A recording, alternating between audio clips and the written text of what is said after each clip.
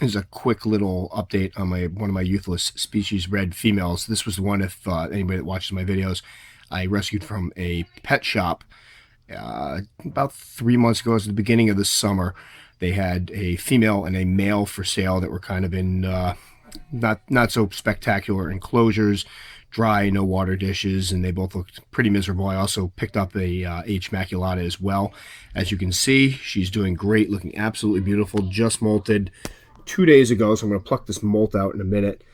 But oh man, just gorgeous little species. This is the most coy I've seen her yet. Usually the minute I pop this enclosure up, she's up and out. And I kind of, if you notice, I'm sitting on my floor right now because I kind of half expected her to try climbing out as soon as I opened it. But she's being a good little girl right now and staying in the corner.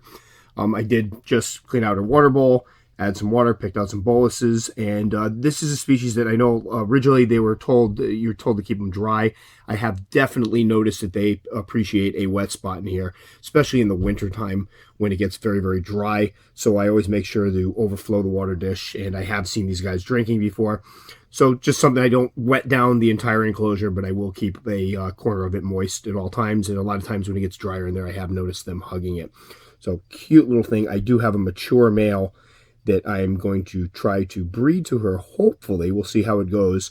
My other female, unfortunately, really hasn't put on a lot of weight yet. I don't know how old she is. She molted about a year and a half ago, about a year and a half ago or so, and hasn't really put the weight on. Her appetite never really came back. So I really don't want to drop the male in with her if she doesn't have doesn't look like she's all fattened up and ready to go.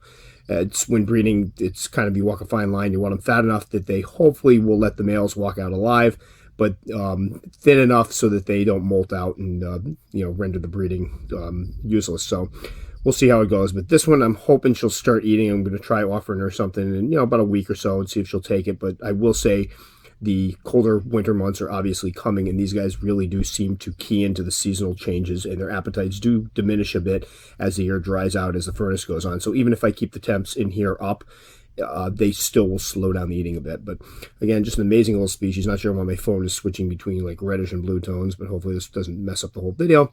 But there she is, looking cute. I was almost hoping she'd come out, and I was going to do a rear handling video. These are the only guys I ever have handle for the most part, although if I'm telling the truth, my Bialba pilosum was in my hand the other day.